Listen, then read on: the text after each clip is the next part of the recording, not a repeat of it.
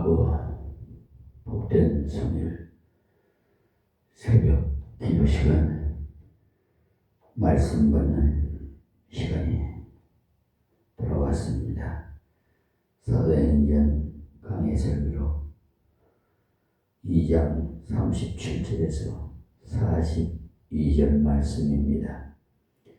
저희가 이 말을 듣고 마음에 찔려 베드로와 다른 사도들에게 물어 가로되 너희가 회개하여 각각 예수 그리스도의 이름으로 세례를 받고 죄 사함을 얻으라 그리하면 성령을 선물로 받으리니 이 약속은 너희와 너희 자녀와 모든 먼데 사람 곧 우리 하나님이 얼마든지 부르시는 자들에게 하신 것이라 하고 또 여러 말로 확증하며 권하여 가로되 너희가 이 패역한 세대에서 구원을 받으라 하니 그 말을 받는 사람들은 세례를 받으며 이날에 제자의 수가 3,000이나 더하더라. 저희가 사도의 가르침을 받아 서로 교제하며 떡을 떼며 기도하기를 전혀 힘쓰니라.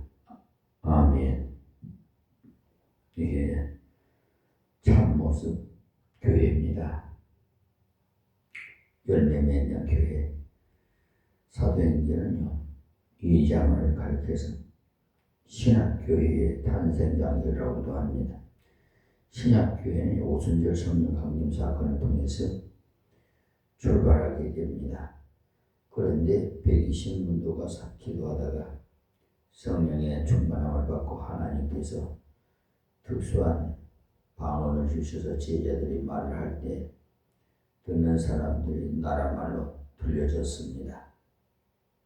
그러니까 자동으로 통역이 돼서 각 나라마다 그 방언으로 번역이 돼서 들렸겠죠. 국제 정상회담 경우에 그런 우리 핸드폰을 쓰고 그 회담하는 장면을 여러분 보셨을 줄 믿습니다. 그래서 많은 사람들이 듣고 놀라서 아니 저 사람들은 갈릴리 사람인데 어째서 우리나라 말을 할 줄 아는 거라고 하면서 서로 의아해하는 사람, 조롱하는 사람 여러 가지 반응이 일어났으므로 베드로가 그들에게 구약 요엘서를 들어서 성령이 임하시는 이런 역사가 일어날 것에 대해 보여주신 말씀이 성취되었기 때문이라고 증거를 했습니다. 그리고 시편의 말씀을 들어서 예수 그리스도야말로 하나님께서 인류를 구원하시고자 이 땅에 보내셔서 십자가에 죽게 하시고 3일 만에 이렇게 부활하게 하셨다는 것을 증언한 것이 36절까지 내용이었습니다.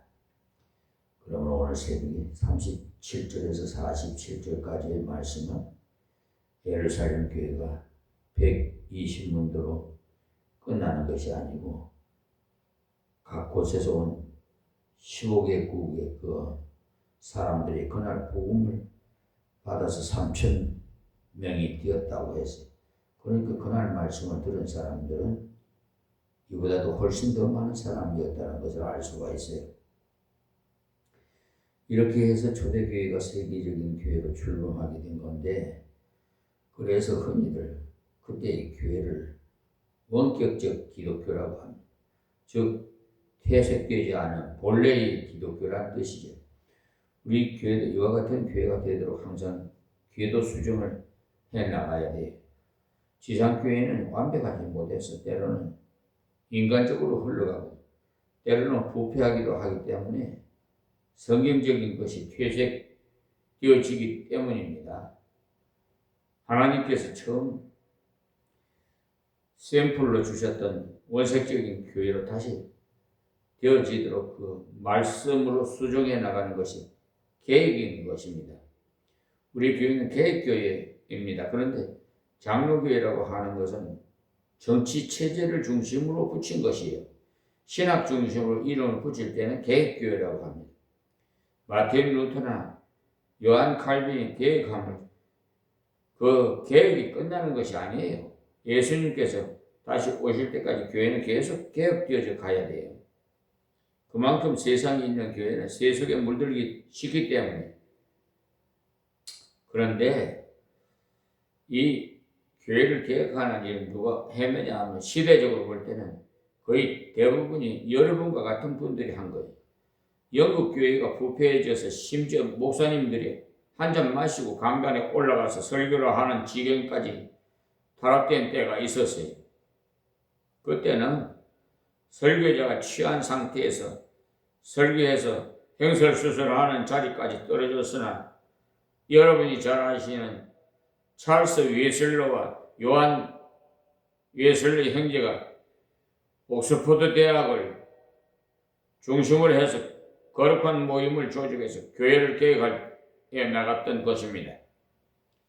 지금 우리가 들을 때 거룩한 무리들이라고 하는 그들의 모임에 그 이름이 좋게 들리지만 그때는 홀리 크라우이라고 저 거룩한 무리들이라고 한 것을 조롱하느라고 붙인 이름이 저것들이 모여 기도한다고 하고 성경이나 읽고라고 하면서 대학생들이 조롱하는 의미로 붙여준 이름이 거룩한 무리들이 된 것입니다.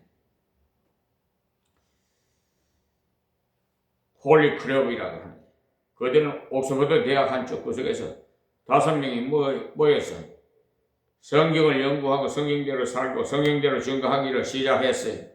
그 홀리 클럽은 5명이 시작해서는 계속 불어나는 회원 중에 가입은 목적이 잘못된 회원들은 발견 즉시 잘라내버렸어요.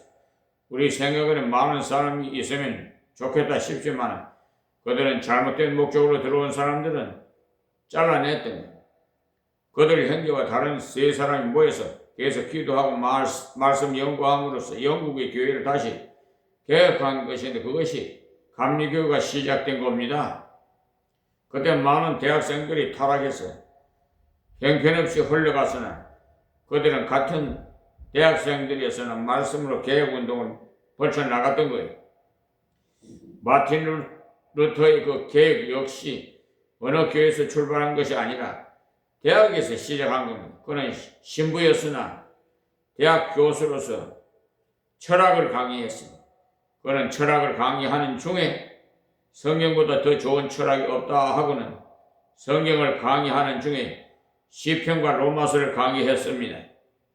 사실 구약에서는 시편이 가장 복음적인 책이니까 선택을 잘한 거죠. 그리고 신약에서는 복음의 핵심이 되는 로마서를 가르쳤으니까 개혁이 일어날 수밖에 없었던 겁니다.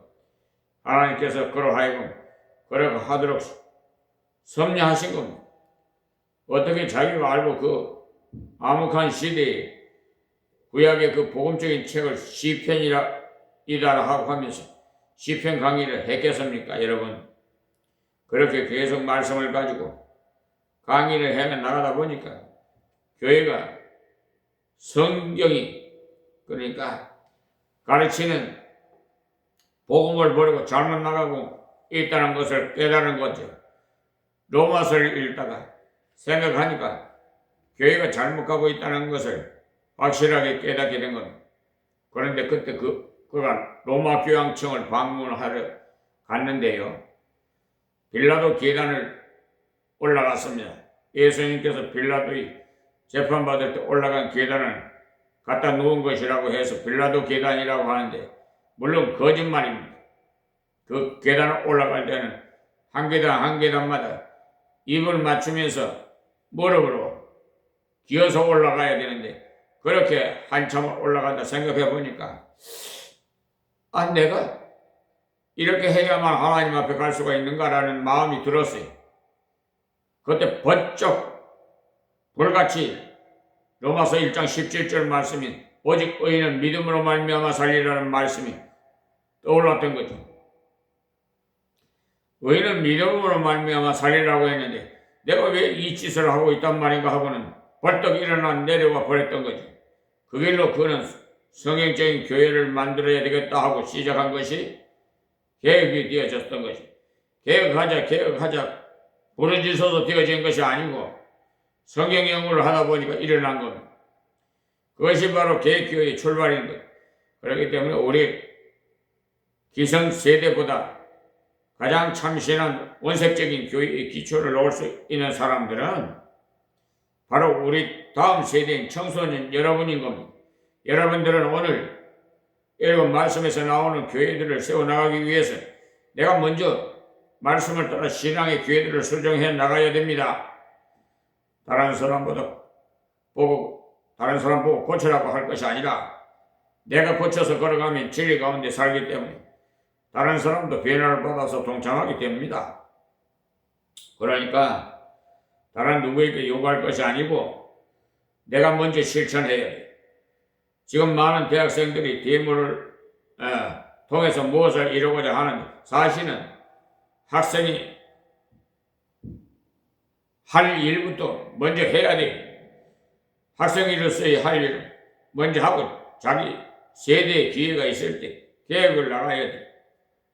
해나가야 돼. 학생 시절에는 열심히 공부를 해서 졸업한 후에 정계를 들어가든지 해서 나라를 새롭게 해야 되지. 지금 공부를 안 하고 계속 이래라 저래라고 고함질로 되는 것은 궤도 이탈이 되는 거예요.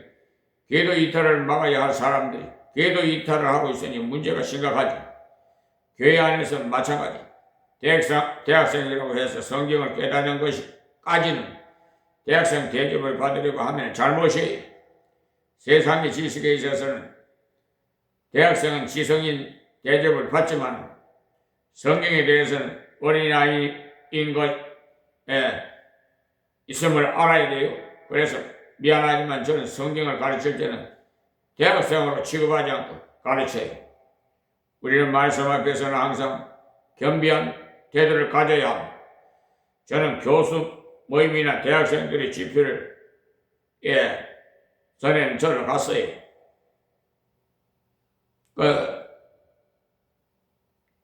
과학적인 이론적이라는 식으로 말씀을 증거하지 않았어요. 원색적인 하나님 말씀을 잘 공부해서 해야 되는 것이지 과학적인 것을 논해봐야 생명을 얻는 자가 되지 못합니다. 여러분들은 학문적으로 좀 앞섰다고 생각하지만 솔직하게 자기를 돌아보면서 학문적으로도 아는 것도 별로 없다고 인정할 것입니다. 저도 그런 공부를 어느 정도 해봤거든요. 그러니 겸비한 태도로 하나님 말씀을 배움으로 보험적인 신앙의 훈련을 받아서 우리가 교회의 지도권을 물려받을 때 원색적인 교회가 이루어질 수 있도록 내가 변화되자는 거죠. 다른 사람은 누가 변화되기를 바랄 것이 아니고 내가 먼저 변화를 받자는 것. 누가 먼저 순종해 주기를 바랄 것이 아니라 내가 먼저 순종해 나가자는 겁니다.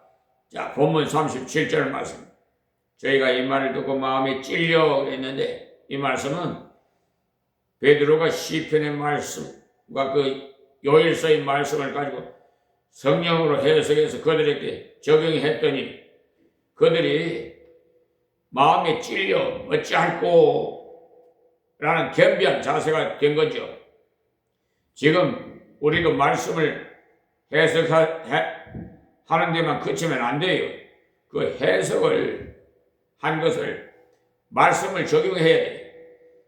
베드로가 요엘서와 말씀과 시편의 말씀을 해석하고는 이 말씀이 지금 우리에게 이렇게 임하였다는 것을 적용한 겁니다. 요엘서에서 성령이 임하시면 소망이 있게 되고 비전이 있게 된다고 했는데 그 말씀 그대로 우리에게 소망이 생겼고 비전을 가지게 되었다고 증거한 겁니다. 근자의 유튜브 방송 시청하시는 그 구독자가 차츰 늘어나고 있는데요. 참 그분들은 뭔가 좀 통하는 것이 있는 것 같아요. 복받을 자는 그러니까 따로 있어요. 아무리 막 걸어다가 예배당에 갖다 앉혀놔도요. 복받을 자 아니면 다시는 안 옵니다.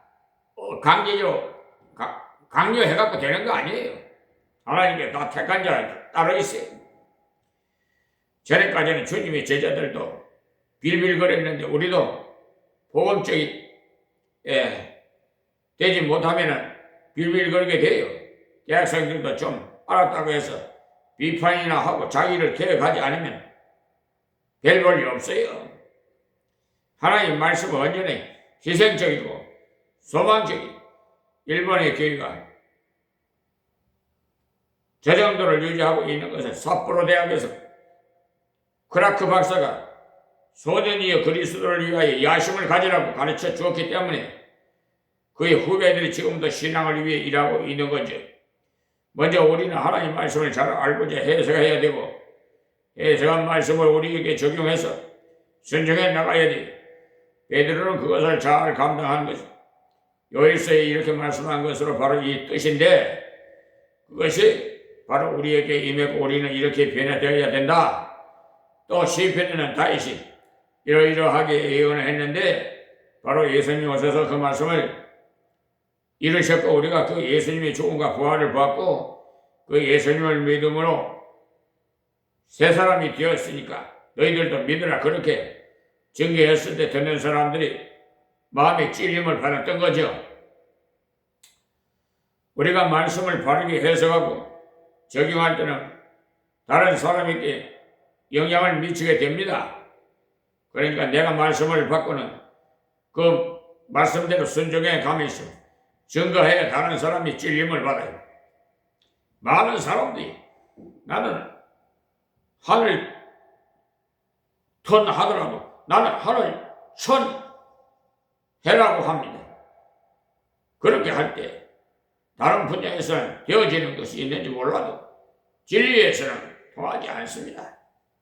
베드로는 자신이 먼저 찔림을 받았던 베드로는 예수님을 모른다고 3번이나 부인했던 사람 아니에요? 그야말로 밑바닥까지 내려간 사람이 가망이 없었어요. 그러나 그가 성령의 은혜를 입었을 때는 용기 100배해서 일어났습니다. 하나님께서는 가망 없는 자를 새롭게 하시고 실패한 자를 새롭게 하시고 무식한 자도 가능케 하신다는 것을 알았기 때문에 마음의 찔림을 받은 것을 자신이 그대로 간직해서 증거했기 때문에 다른 사람에게 찔림을 줄 수 있었던 겁니다. 웨슬리도 그랬고 칼빈도 그랬고 무디도 그랬어요. 많은 사람들이 칼빈을 해서 당신은 인간미가 너무 없어 라고 했다는 것. 오직 하나님밖에 모르는 사람으로 보여졌기 때문에 인간미가 없다고까지 한 것. 그러나 칼빈이 말하기 그것이 참 인간미라고 했던 거죠. 사람은 하나님의 형상으로 지음받았기 때문에 하나님만으로 가득 찼을 때가 가장 정상적인 인간미를 갖게 된다는 사실을 아세요. 칼빈 선생이 이성 비엘교에서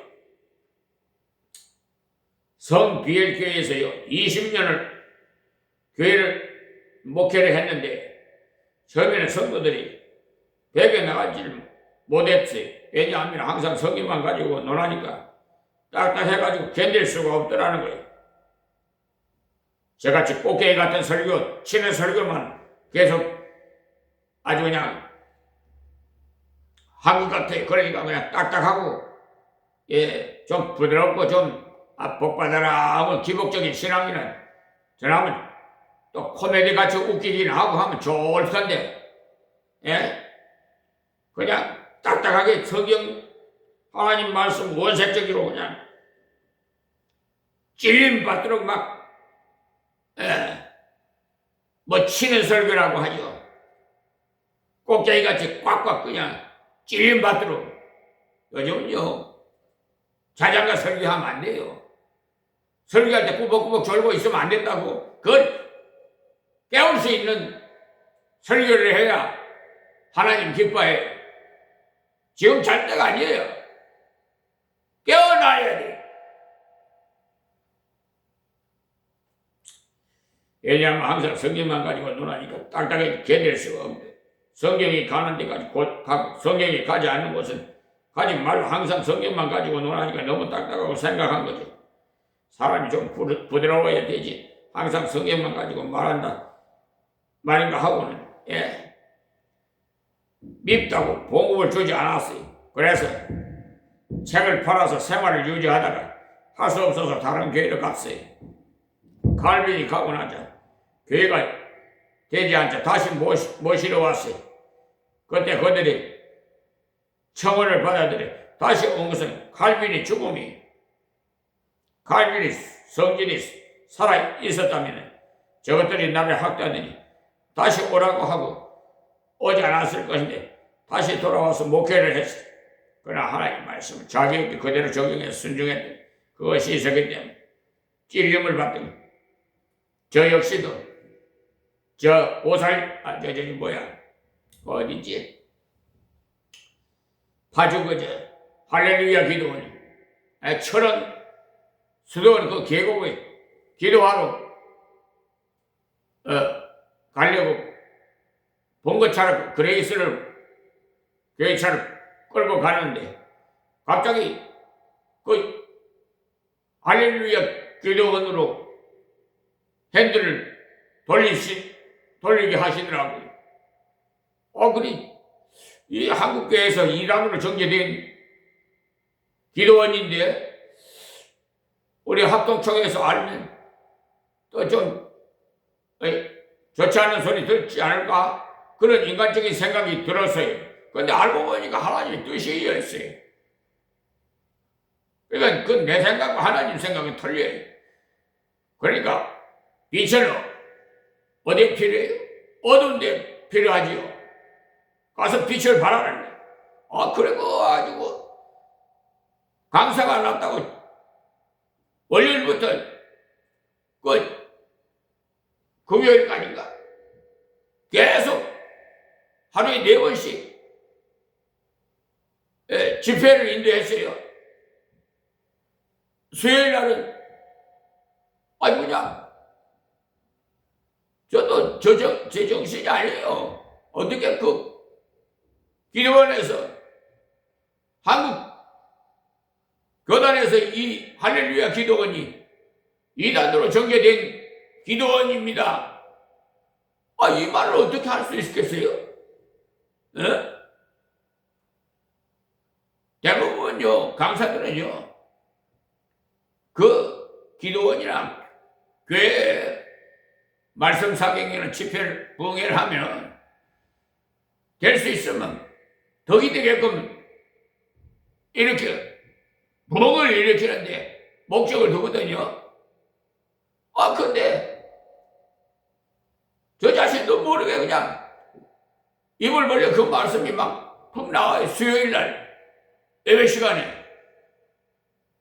만약에 그때 불량자가 있어갖고 강단에 뛰어 올라와서 어떻게 해서 봉기당할 뻔했잖아요. 인간적으로 생각해보면. 네? 근데 하나님의 사자 천군 천사가 보호하기 때문에 두려운 거 없어요. 예, 목에 칼이 들어와도 순교하면 그 순교는 아무것도 아무나 하는 게 아니에요. 죽음에 대해서 여러분 두렵습니까? 그럼 아직까지 믿음이 부족한 거야. 순교는 아무나 하는 건 줄 압니까?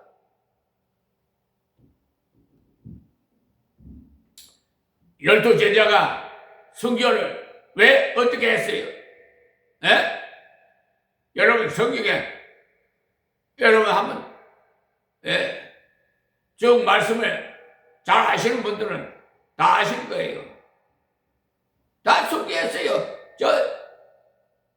요한 밤모습에 귀한 가가지고 하는 요한계시록 그거 하는 그분도 역시 순교나 다름없어요. 밤모습에 외딴 아무도 살지 않는 그 무인촌 섬에 가가지고 여러분 상상이나 좀 해봐요.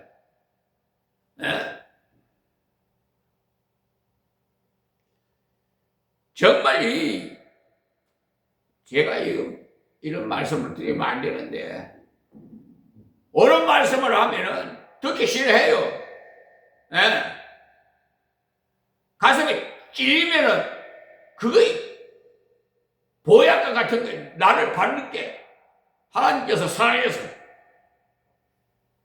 장종을 만나서 바르게 듣게 하시는구나. 깨닫게 하시는구나. 바른 길 가게 하시는구나.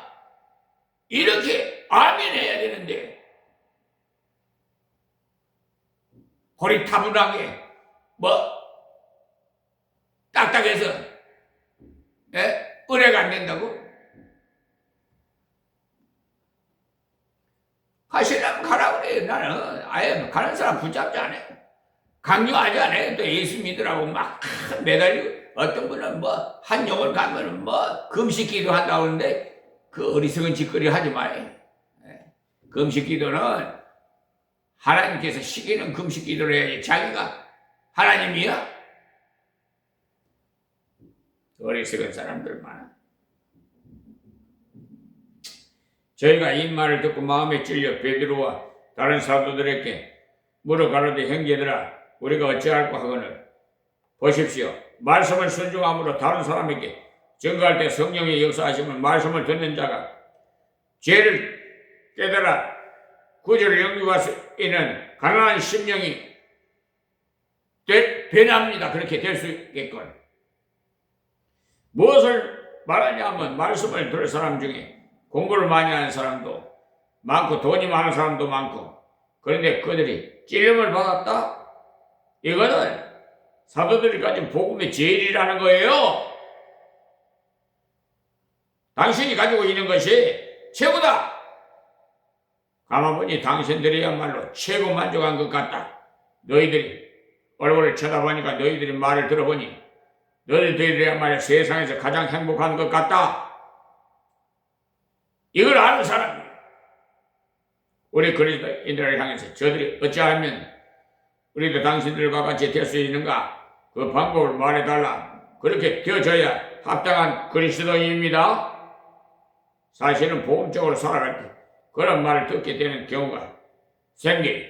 자, 38절 보면 베드로가 말하는데 너희가 회개하여 각각 예수 그리스도의 이름을 세례를 받고 죄사함을 얻으라. 그러니까 베드로와 같이 하나님께 사로잡힌 생활을 하고자 원한다면 회개해야 됩니다. 회개란 말은요 방향을 완전히 전환하는 뜻입니다. 세상적으로 가는 것을 하나님 품으로 돌아오는 겁니다. 우는 것만이 회개 아니에요.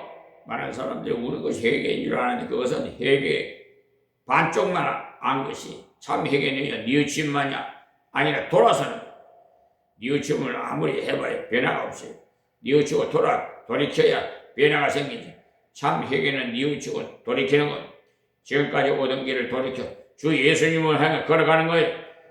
예수님께서 걸어가신 대로 걸어가고 예수님 증거하신 대로 증거하고 예수님을 자랑하는 것이 회개의 삶이에요.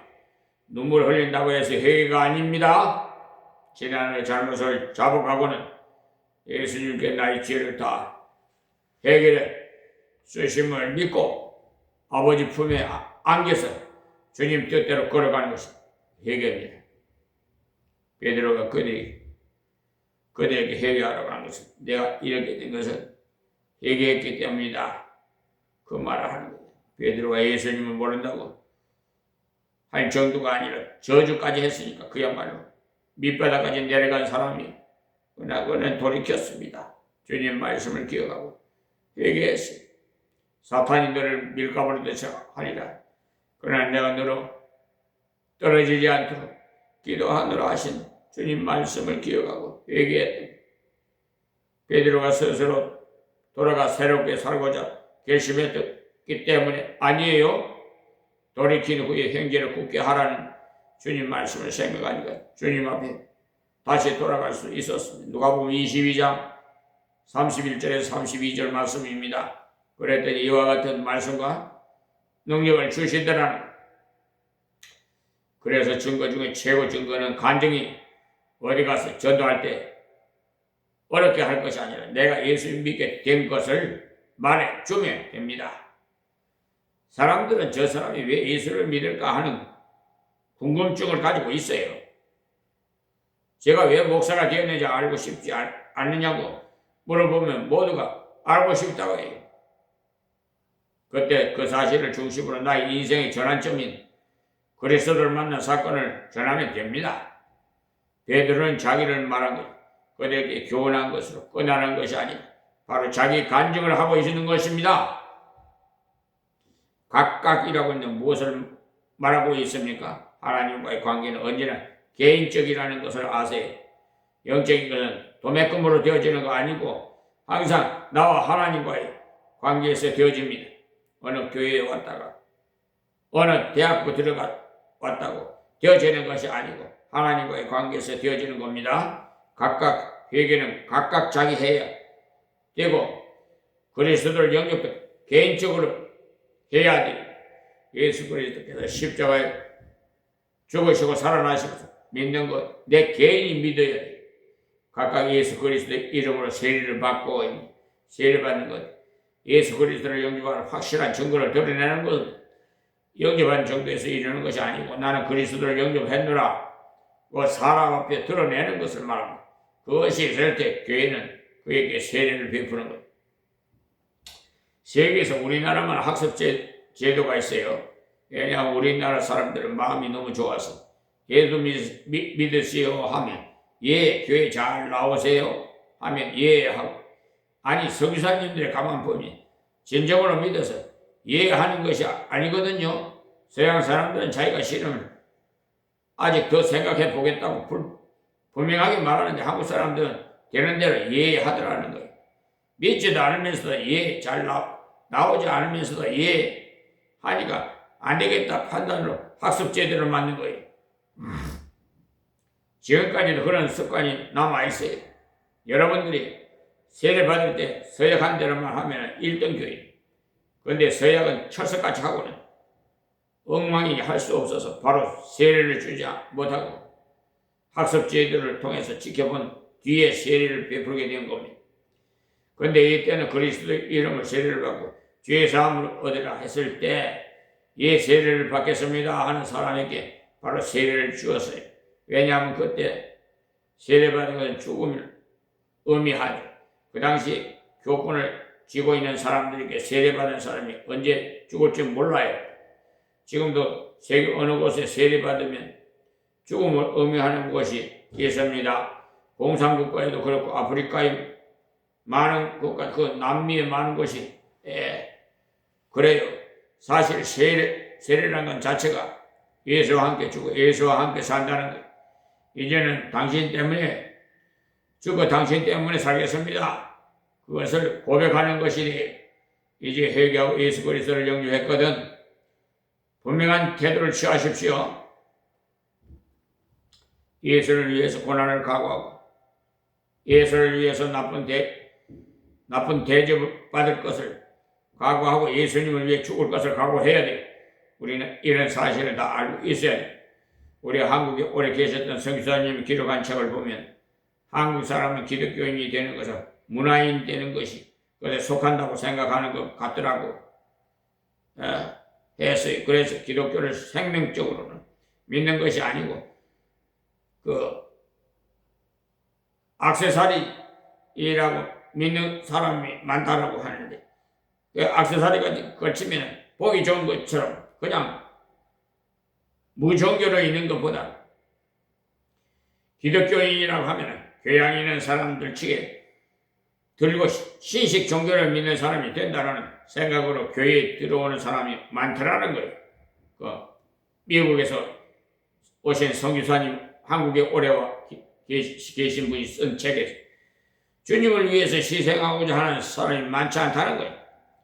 형제들하고 우리가 어찌 알고 했을 때 그 정도의 심정이면 되었다 하고는 칭찬해 주어도 될 것 같지만 그것이 아닙니다.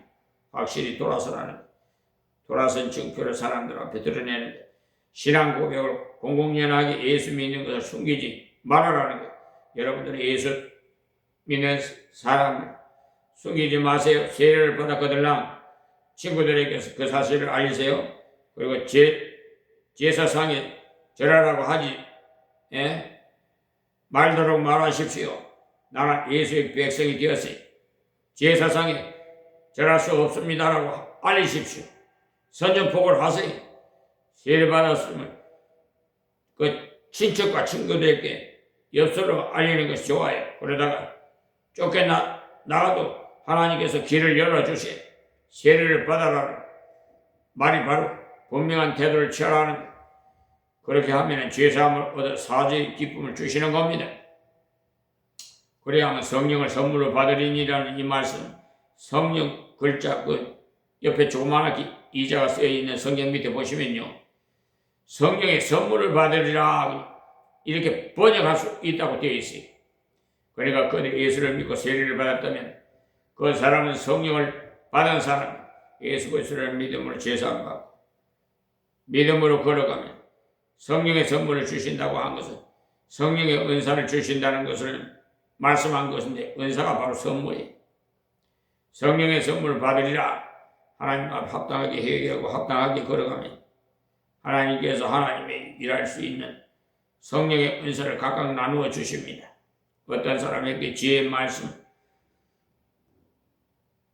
은사를 주고, 어떤 사람에게 지식의 말씀의 은사를, 어떤 사람에게 병 고치는 은사를, 어떤 사람에게는 방언의 은사를 주시고, 여러 가지로 주님을 위해 일할 수 있도록 도구를 주셔야 여러분들이 이 말씀들을 회개하고 하나님 앞에 분명한 태도를 취하시면 하나님이 일할 수 있는 은사를 주십니다.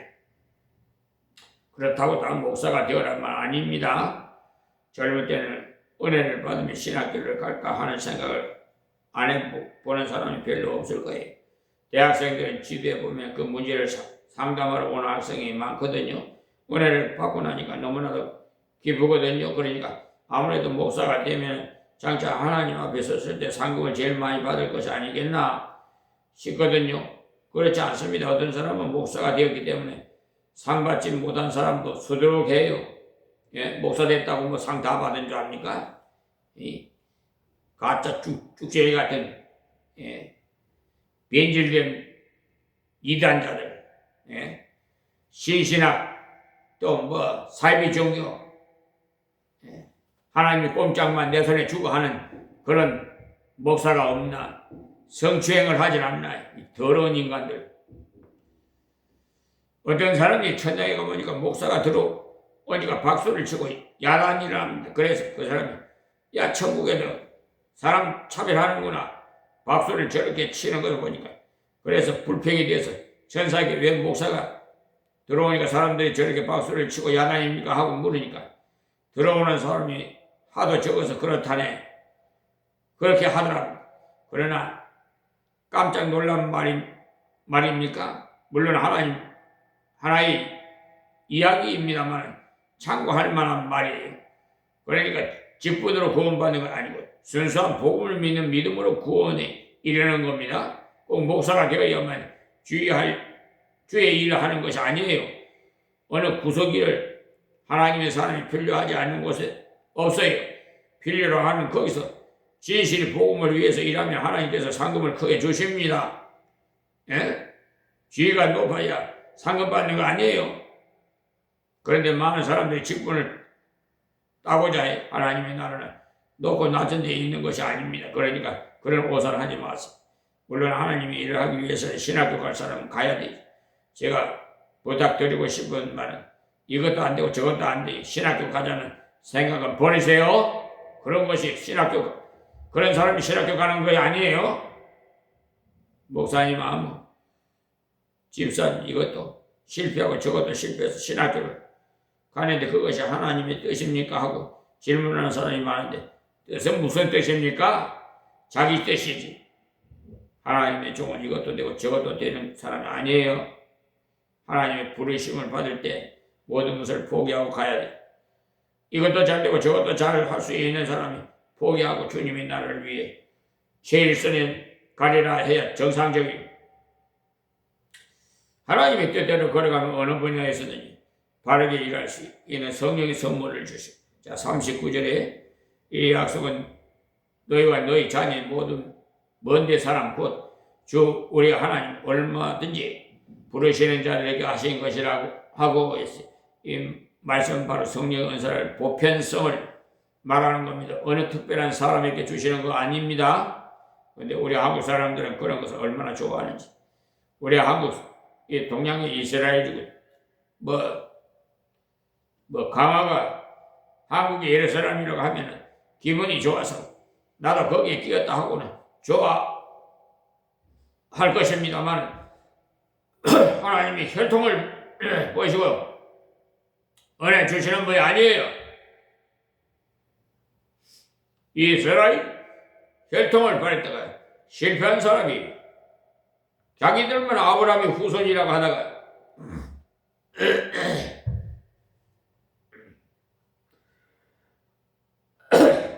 실패한 사람 로마서 9장 1절에서 13절 말씀을 참고하세요. 예수님께서는요 돌들을 가지고도 아브라함의 후손을 만들 수 있다고 하셨어요. 우리 민족의 우수성도 하나님 나라에서 봐주시는 것이 못 됩니다. 하나님 나라에서는 그런 것 가지고 서는 것이 아니에요. 하나님께서는 얼마든지 부족한 사람도 부르시기 때문에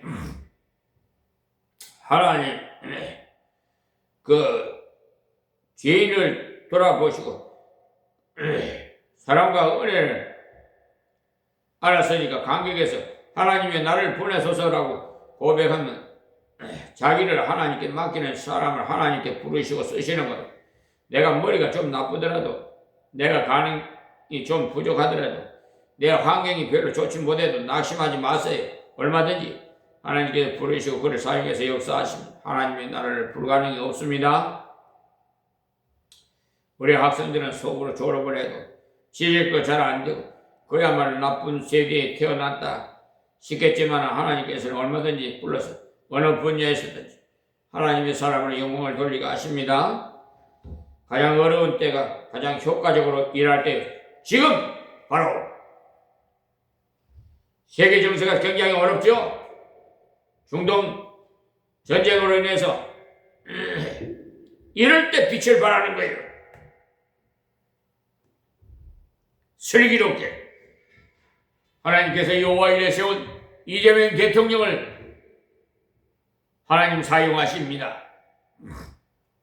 누가 뭐라 그래도 이 어려운 난국을 국내외적으로 헤쳐나가는 걸 여러분 국무회의를 보세요. 또 각 부처죠. 보고를 점검하는 거 보세요. 국민들을 다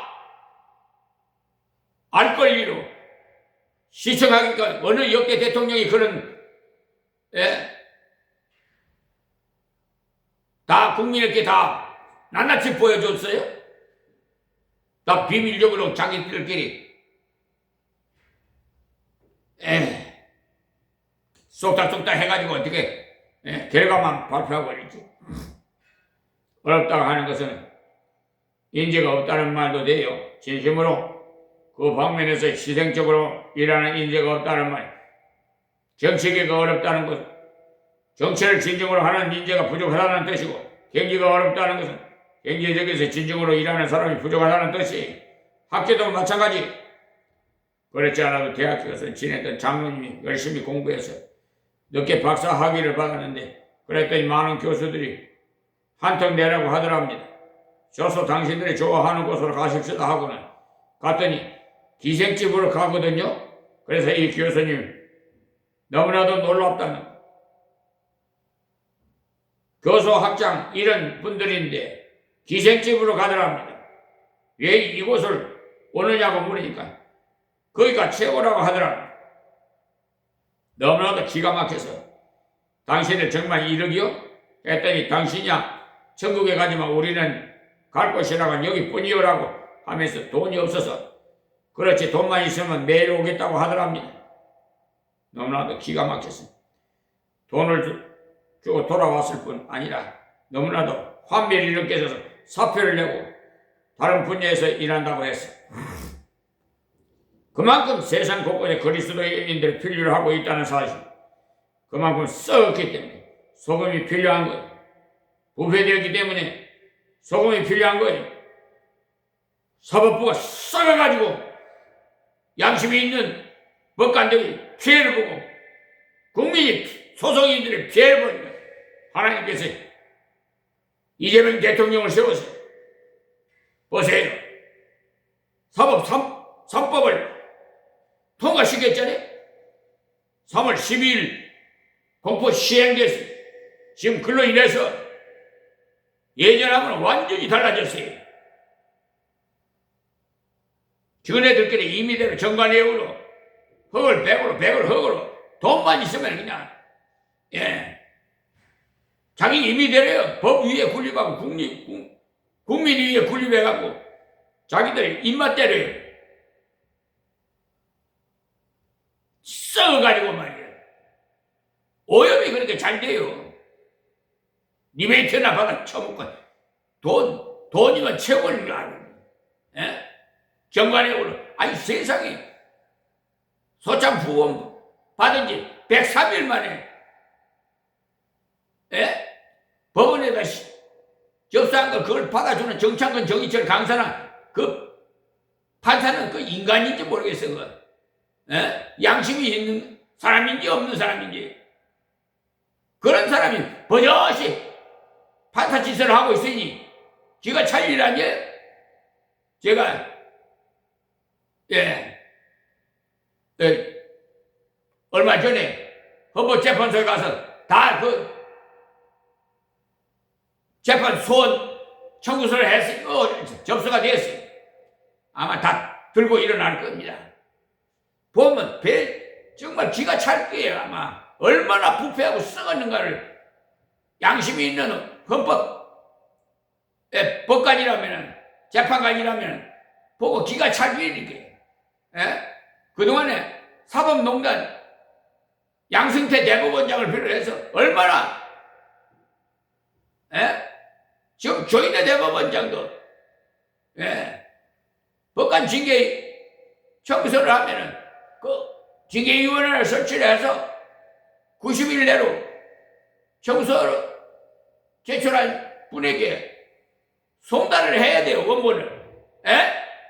근데 안 해. 직무유기로 공수처에다 고소를 해놨어요. 지금 공수처 30여 명이 법관이 지금 고소장이 접수되어 있는데 처리를 못해. 저 사람도 잘못하면 법 애국죄로 그냥 다 들어가기 참이네. 지금요 이제는 예전같이 그냥 어물쩍 못 넘어갑니다.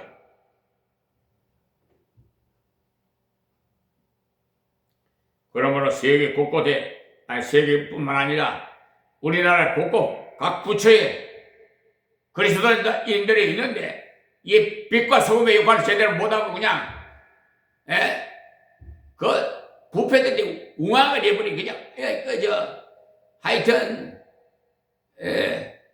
누이 좋고 매부 좋고 속된 말로 그런 식이 돼가지고 그냥 눈 감아 줘버리고 어물쩍 넘어가려고 하는데 특히 이거 강화경찰서 김학의 팀장은 지금 대법원에 올라가 있어요.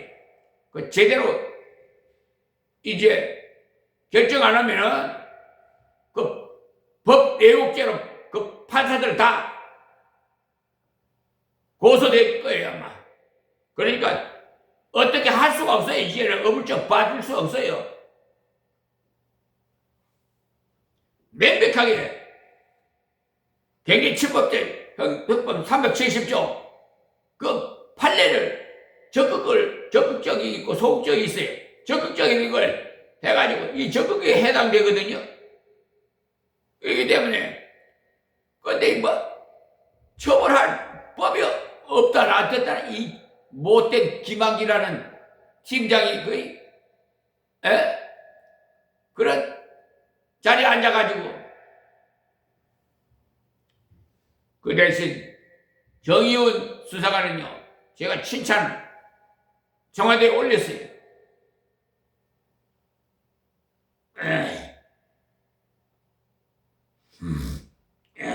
40절 말씀에 또 여러 말로 확정하며 권하여 가르되 내가 이 패간 세대의 구원을 받으라 하니 당장 뿌리를 뽑는 것이 이러한 성경 여러 곳을 들어 증가하고 권해서 예수님을 영접하도록 권면했으며 지난날의 죄를 끊어버리도록 권하고 전도는요 많은 경우야 한 번만에 당장 되어지지 않기 때문에 많은 노력이 필요해요.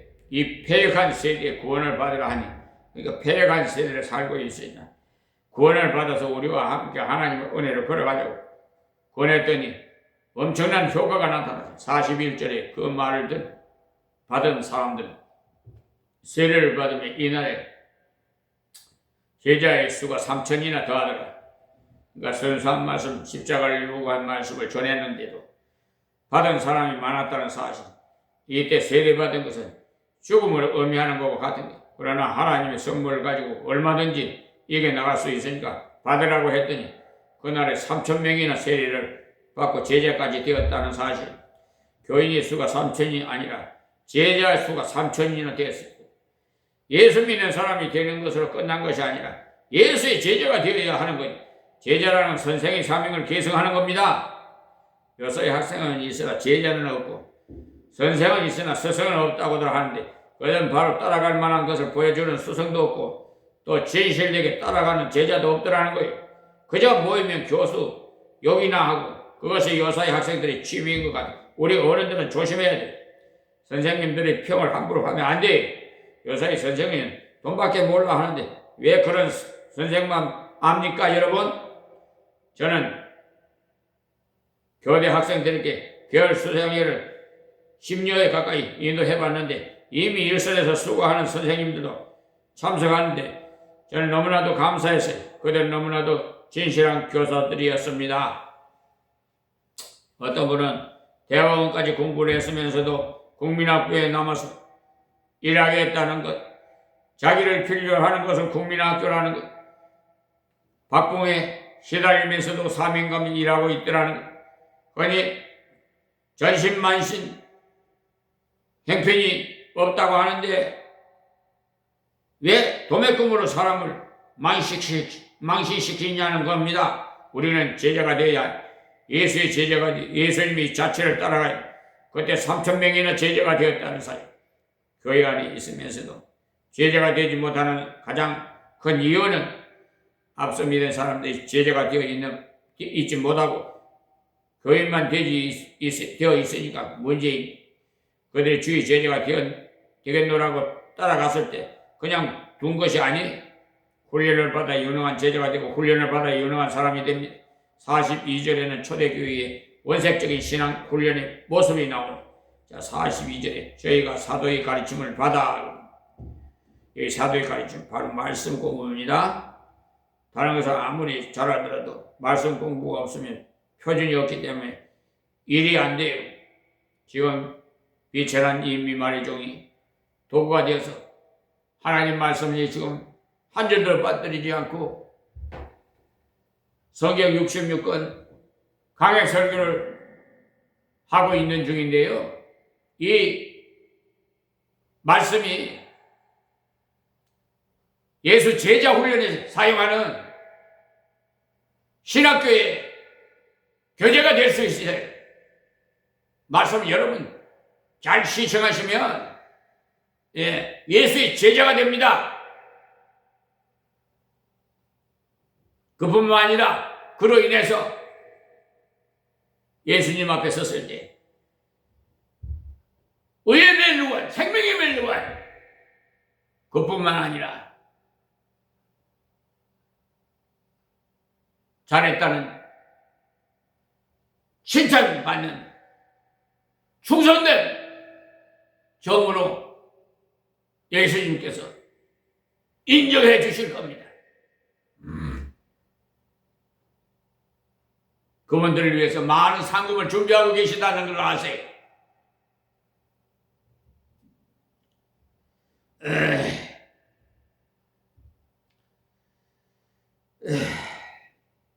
우리 교회는 말씀이 없으면 큰일이에요. 그래서 수요 기도회 때는 또 설교를 듣고 수요 기도회 때는 여호수아 강의 설교로 여러분을 이렇게 말씀드리잖아요.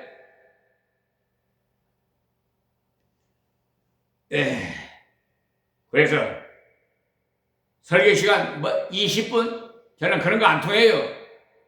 1시간이 넘어도 계속해요. 성령이 인도하는 대로. 찬양 예배로 모인 주일밤 역시 긴 설교를 듣습니다. 주일 저녁에도 강의 설교예요. 사도행전 강의 설교. 찬양을 올바르게 하려고 해도 말씀을 바로 알아야 되고, 기도를 올바르게 하고도 해도 말씀을 올바르게 알아야 되고, 그래서 모일 때마다 말씀 공부해야 됩니다. 말씀이 제일 중심이에요. 그들의 사도의 가르침을 받는 것이 바로 나는 부족하다는 것. 영의 양식이 부족하다. 여러분 개인적으로 하나님 말씀을 열심히 읽어야 돼요. 또 교회적으로 모여서 열심히 배워야 되고, 저희가 사도의 가르침을 받아 서로 교제하면 서로 교제했다는 사람, 교제했다는 것은 형제와 교제하는 것을 말해요. 가르침을 받은 이것은 하나님과의 교제이고, 하나님과의 교제하고 나니까 형제와 교제하게 됩니다. 그래서 십자가 세로와 가로가 되어 있어요. 어떤 십자가는 기형 십자가라서 세로는 길다랗게, 가로는 작고, 또 어떤 십자가는 그와 반대로 가로는 긴데 세로는 짧은, 소위 그것이 바로 균형을 이룬 십자가. 잘못하면 보수교회가 하나님을 부르짖게 되어 세로 십자가 길고 형제와의 십자가는 짧아가게 돼. 또 신신학 교회는 그와 반대로 가로는 길고 세로는 짧을 것이다. 주로 신신학을 따르는 교회는요, 그리스도의 교제가 제일이다 하고 놀려가고 먹는 것이 신앙의 교제인 줄 알고 그렇게 흘러가는데, 그것이 바로 균형 잃은 십자가가 되어 못쓰게 되는 거예요. 정상적인 십자가의 그리스도인이 되려면 먼저 사도의 가르침을 받아 하나님과의 교제하는 사람이 되고, 그 다음에 가르침을 받은 대로 서로 형제가 교제해야 돼. 십자가 저 뒤에 걸려있는 십자가 보세요. 우리 합동층에서는 저 십자가도 걸지 못하게 해요. 근데 하나님께서 기도했더니 걸어라, 가르쳐라. 왜냐하면 걸어놓으면 우리나라는 사마니즘 그 유교 사상이 있어가지고, 미시적인 있어가지고, 그 십자가에 그 무슨 하나님인 줄 알고, 또 성경이 하나님인 줄 알고 하는데, 이게 성경책이 하나님으로 생각을 하는데 관 속에다 이어달라고 하니 이건 잘못 가르쳤기 때문에 그래요. 이거는 성경책은 읽고 하나님 말씀이 있으니까 가르치라고 그런 거예요. 보라고. 십자가도 역시 마찬가지예요. 가르치기는 형제를 말하는 것이고요, 세로는 제일 위에 하나님과 밑에는 나예요. 하나님과 나와의 관계가 똑바로 나는 거예요. 형제와의 사이에는 수평이 돼야 되고, 어느 쪽으로 기울어져서는 안 돼. 그 의미를 알고, 십자가 걸어놓으면 뭐가 하나님인 줄 알아요. 그렇게 생각하시면 안 돼요.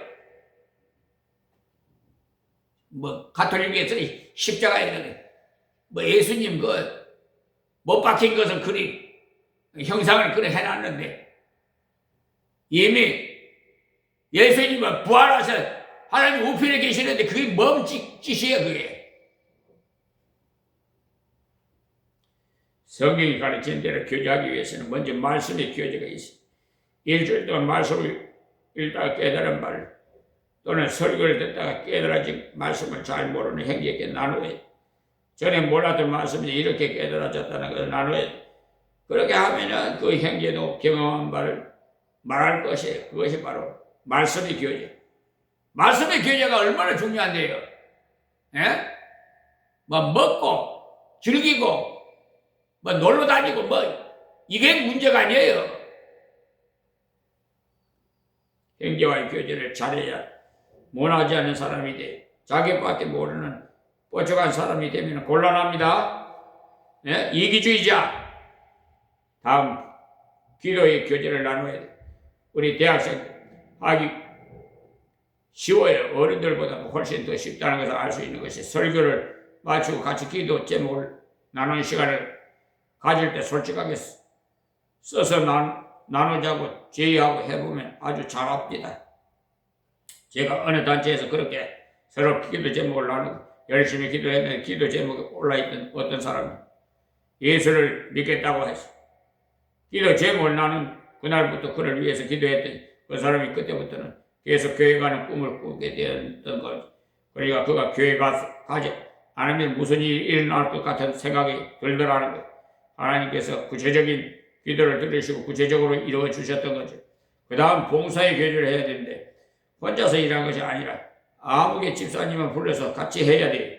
성경 공부도 같이 할 수 있도록 정해야 되고 전도하러 갈 때도 혼자 갈 것이 아니라 어느 집사님과 같이 가십시오. 한 사람은 열심히 전도하고 한 사람은 그 영혼이 열려져서 복음을 받아들일 수 있도록 열심히 기도하면 하나님께서 들으시 전도하다가 막힐성 싶으면 옆에 있던 분이 도와주면 참으로 좋습니다. 그리고 전도할 동안에 한 사람을 옆에서 조용히 눈뜬 상태에서 기도하면 하나님께서 기도를 들으시고 지혜를 주셔서 잘 감당하도록 하십니다. 그것을 서로 느끼게 되니까 서로 격려가 되고 힘이 되는 거죠.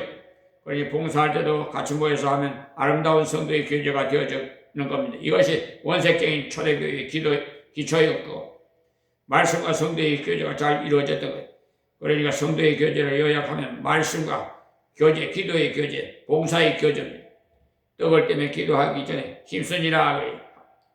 떡을 떼면 기도하기를 전에 힘쓰니라.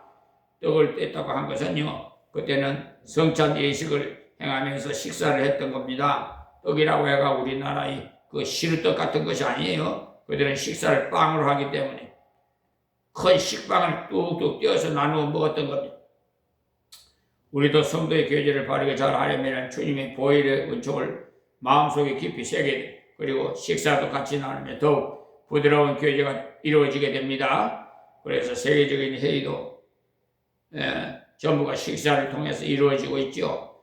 음식을 먹을 때 가장 신속해질 수가 있기 때문에 그 때문에 그런 기회를 종종 만드는 거 좋아요. 그런데 환경이 허락되지 않고 돈이 많이 된다고 하면서 핑계하기를 좋아하는데 도시락을 싸가지고도 얼마든지 할 수 있어요.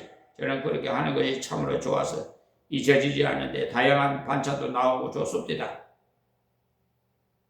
원래 때만이라도 도시락을 싸와서 교제를 나누고 전도하면 얼마나 좋겠어요.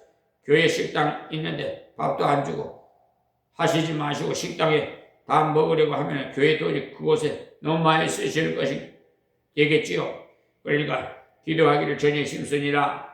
말씀을 배우고 교제하고 떡을 떼고 기도해서 아무리 성경 공부를 많이 해도 아무리 성도의 교제를 많이 해도 아무리 성찬식을 잘 해도 음식을 나눠 먹어도 하나님께서 은혜를 계속 주시지 않으면 소용없으니까 하나님께서 은혜 주시기를 바라는 열심히 기도했다는 것. 학생들은 지성적이 어떠냐 하면서 성경 공부하는 데는 관심이 있는데 기도하자고 하면 기도는 여가 있는 사람이나 할 것이지 하는 사람들도 있어요. 기도는 여가 있을 때만 하는 것이 아니에요. 기도야말로 하나님 앞에서 가장 중요한 노동입니다. 우리 개혁교회에서는 성경적으로 볼 때는 은혜의 방편으로 말씀, 성례, 기도 이 세 가지를 꼽습니다. 하나님의 말씀과 성례와 기도를 통해서 하나님 은혜를 받기 때문에 말씀을 열심히 공부하고 교제를 열심히 해도 기도하지 않으면 인간적으로 흘러가서 안 됩니다. 기도를 해야 인간적인 교제가 아니라 하나님께서 기뻐하시는 교제가 되어지기 때문에 시간이 너무 지나서 여기까지만 하겠습니다. 하나님 고맙고 감사합니다. 아버지 오늘 새벽에도요. 거룩하고 복된 성에 이렇게 말씀을 증거해 싸우니 아버지 듣는 자마다 다 깨닫고 은혜가 되게 해주시고 복받도록 하나님 역사해 주시옵소서. 이 말씀이 5대 양육대적 땅끝까지 전파되어서 귀 있는 자는 다 듣게 하옵시고 택한 백성들을 다 구원해 주옵소서. 예수님의 이름으로 기도합니다. 아멘.